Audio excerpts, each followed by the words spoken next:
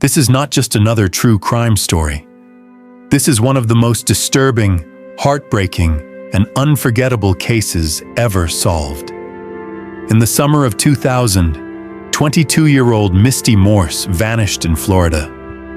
Days later, her body was pulled from the river, bound with ropes and duct tape. For 2 long years, detectives had no answers, until a shocking twist cracked the case wide open. A single strand of dog hair. This is one of the most terrifying, tragic, and mind-blowing stories you'll ever hear, and I promise, it will be the most powerful video you watch today.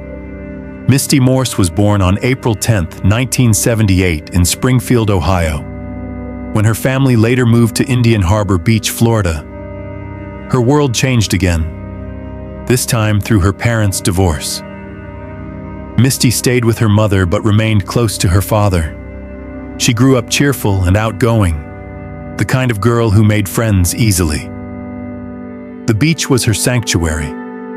She loved the ocean, whether it was swimming, surfing, or just relaxing on the sand with friends. After high school, Misty worked a series of jobs before enrolling at a community college. She wasn't sure yet what career path she wanted, but she planned to figure it out as she went. By the summer of 2000, at 22 years old, she was waiting tables at a local cafe and spending most of her free time with her tight circle of friends. On the evening of July 20th, Misty told her mother she was heading out. They chatted briefly until Misty's phone rang. She answered, spoke only a few words, then hung up. "I have to go," she told her mom before walking out the door. By the next evening, her mother noticed Misty hadn't come home. At first, she didn't panic. Misty sometimes worked late shifts and occasionally stayed over with friends. But another day passed. Still no Misty, no calls, no visits. What unsettled her mother most was the car. The two shared it, alternating each week, but this time Misty never came to pick it up. Calls to her phone went unanswered.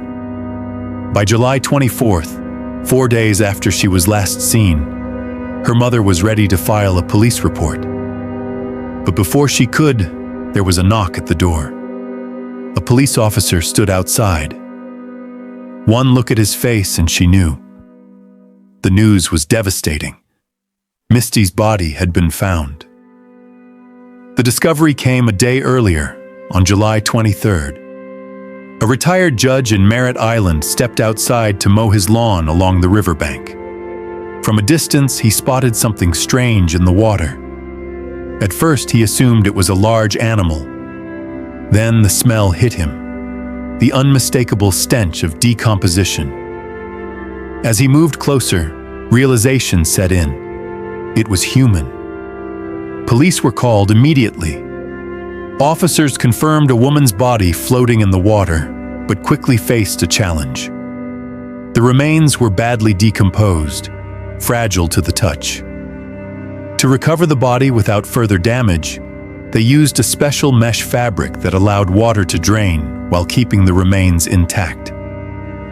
Once the body was retrieved, the brutality of the crime became clear. The victim was nude, her wrists and ankles bound with rope, layers of duct tape wrapped tightly around her.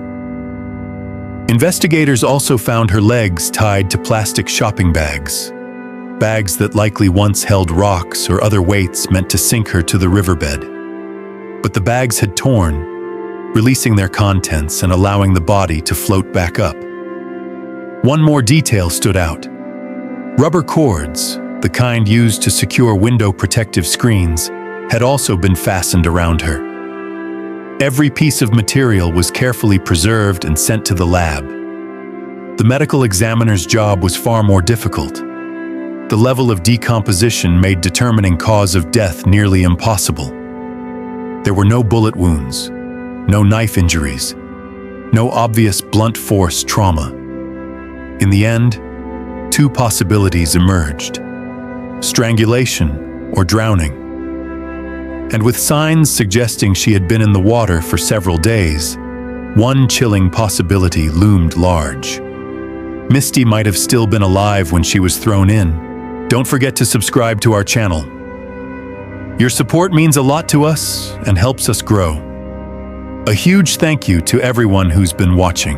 At first, investigators had almost nothing to work with.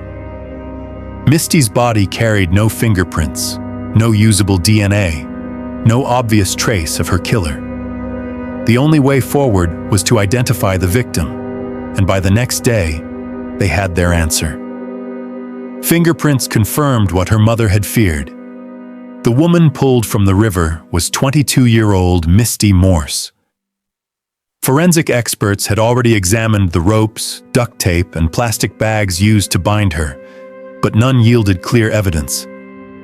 There was, however, one detail that caught their attention. Several short, dark hairs stuck to the duct tape. They clearly didn't belong to Misty. Detectives immediately sent them to the lab, hoping they might provide the first real lead.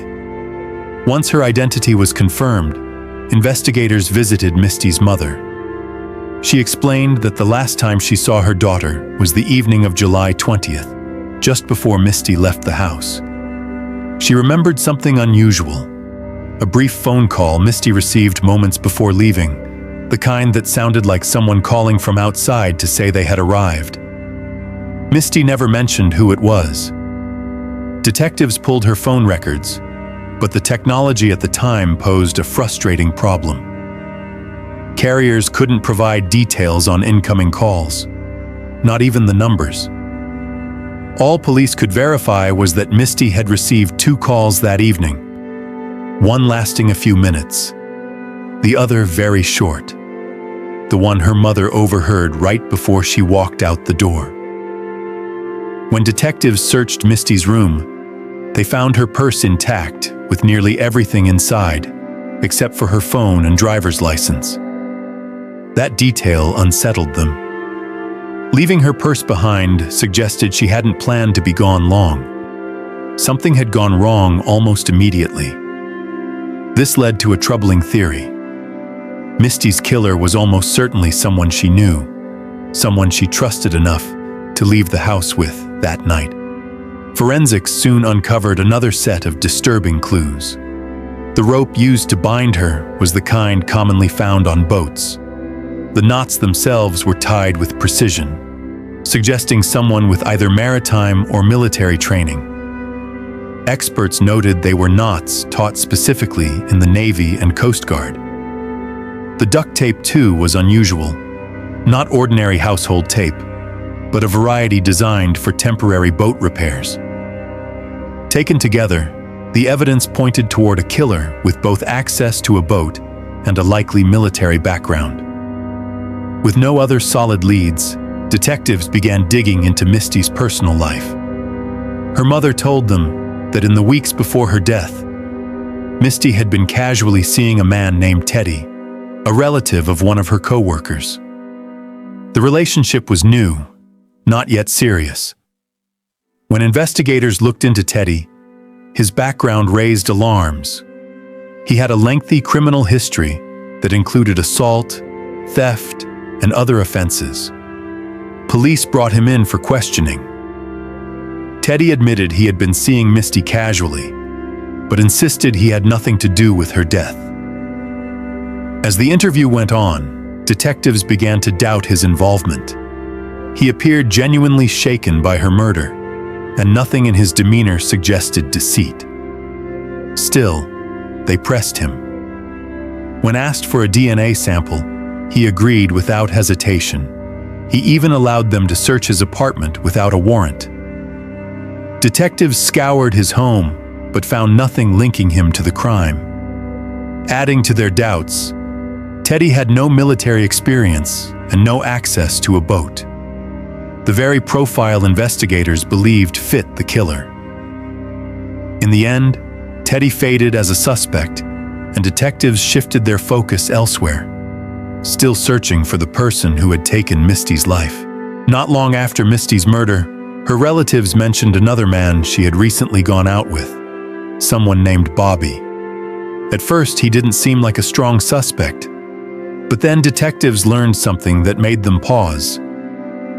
After their date, Misty confided to friends that Bobby wasn't really her type, and that she didn't want to see him again. But Bobby didn't seem to take the hint. He kept calling her, day after day, pressing her to meet up. Misty even told friends she felt like he was stalking her. Detectives decided to pay him a visit. When they pulled up to his house, one detail immediately jumped out. There was a boat parked on his property. Given the evidence so far, that set off alarm bells. Bobby agreed to answer questions. He claimed he wasn't too bothered that Misty had cut things off, though he admitted he had continued calling her daily.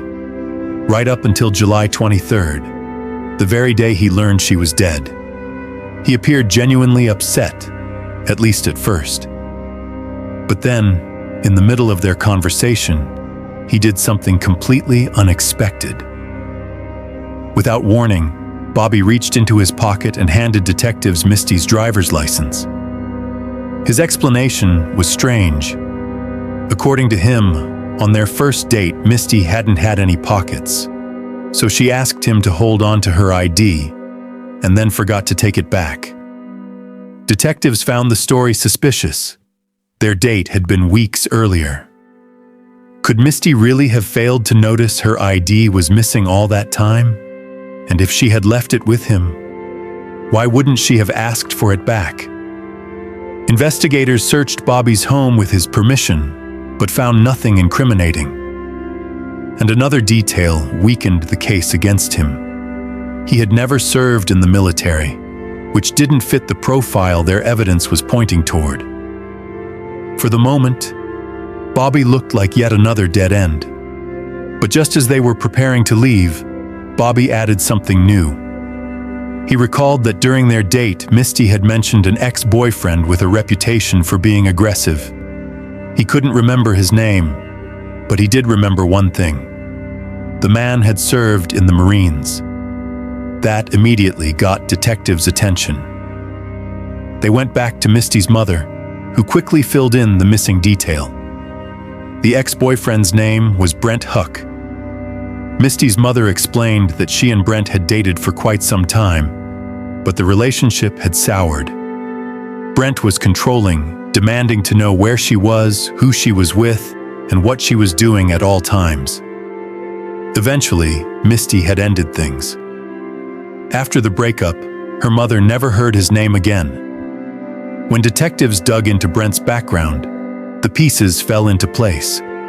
He lived in the same area where Misty's body was found. He had served in the Marines, exactly as their forensic profile suggested. And he worked as a charter boat captain, giving him easy access to boats and specialized equipment, like the ropes and tape used on Misty. Detectives decided it was time to speak with him, but they didn't want to tip their hand. When they approached Brent, they framed it as a routine effort to gather information about Misty's life, not an interrogation of a suspect. Brent agreed to talk. He admitted that after their breakup, he and Misty still saw each other occasionally, but insisted their relationship was long over. Yet something about him set off alarms. Unlike other men they had questioned, Brent showed no grief, no shock, not even concern. Instead, he was cocky, almost smug. The arrogance stood out, and it made detectives wary. Then he gave them something even more significant. When asked about the last time he had spoken to Misty, Brent named the exact night she disappeared, Wednesday, July 20th. He admitted that he had called her twice that evening, though he insisted they never actually met. It was a revelation detectives couldn't ignore. Misty had told her mother she was going out that same night, right after receiving 2 short phone calls.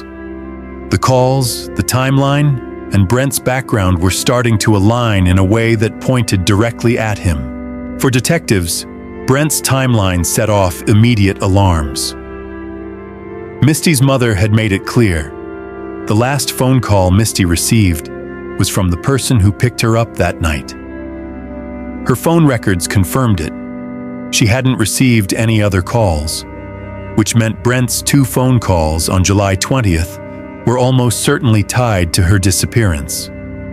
But Brent didn't budge. He offered an explanation that sounded more like an excuse. According to him, he had heard rumors that Misty was telling people she was pregnant with his child. At the time, he was seeing someone else, and he claimed the gossip threatened his relationship. That, he said, was why he had called, to get her to stop spreading lies. Detectives weren't convinced. Medical examiners had found no signs of pregnancy during Misty's autopsy, and not a single one of her friends recalled her ever saying she was expecting. Brent's story simply didn't hold up. They asked for permission to search his home, and Brent, confident or reckless, agreed. This time, unlike with previous suspects, investigators struck gold.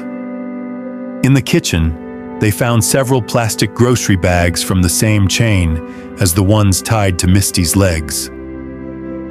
At first glance, that detail didn't seem remarkable. Plenty of households shopped at the same store.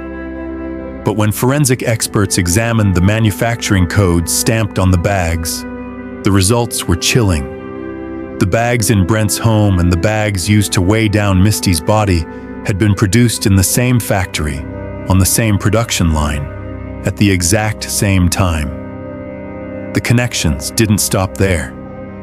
In Brent's garage, detectives discovered rubber cords identical to those wrapped around Misty's body. Once again, the batch numbers matched. The cord in his garage had come from the same production run as the one tied around her remains. Then came a roll of marine-grade duct tape, the very same type used to bind Misty. And finally, rope, matching in thickness, texture, and tied with the same military-style knots found on her body. This was no longer coincidence. Piece by piece, the evidence pointed directly at Brent. Detectives began to build a theory. Perhaps Brent had truly believed the rumor about Misty's pregnancy and feared it would destroy his current relationship.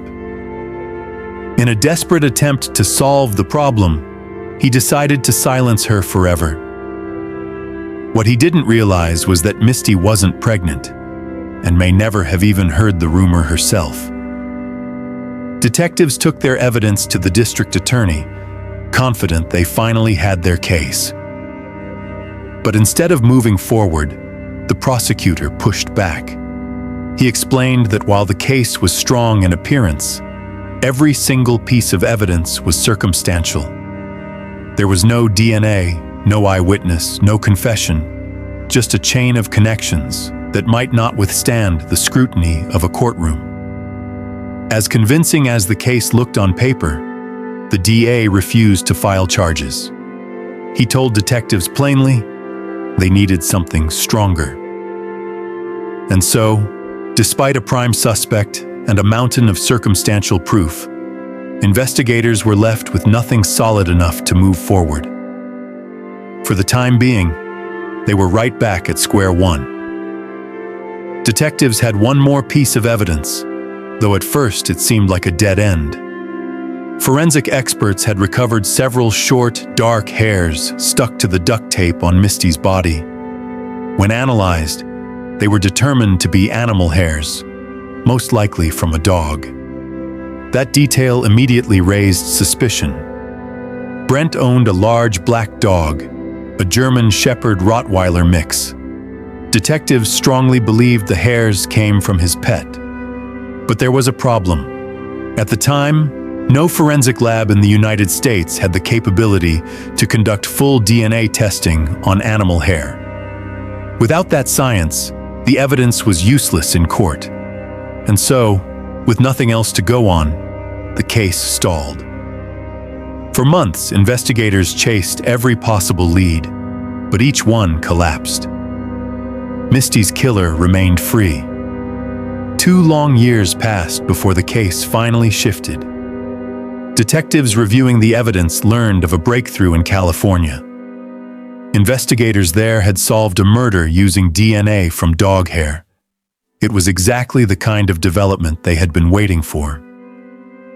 Without hesitation, they contacted the same lab and submitted their evidence. Forensic experts managed to extract a DNA profile from the hairs found on the duct tape. Detectives then collected a sample from Brent's dog. The results were undeniable. The hairs were a perfect match, and the connection went even deeper. The dog wasn't just Brent's. It had been a gift from Misty during their relationship. At last, detectives had the hard evidence they needed. This time, when they went back to the prosecutor, he agreed to file charges. On October 23, 2002, Brent Huck was arrested. A few months later, his trial began. Brent never wavered from his denial. He insisted he had nothing to do with Misty's death and claimed that another of her ex-boyfriends must have been responsible. But the prosecution now had a compelling case. The jury heard about the matching bags, the cord, the marine duct tape, the rope, and the dog hair that tied everything together. The verdict was clear. Brent Huck was found guilty of kidnapping and murder and sentenced to 2 consecutive life terms. During trial, prosecutors argued that Brent likely believed the false pregnancy rumor and panicked, fearing it would destroy his current relationship.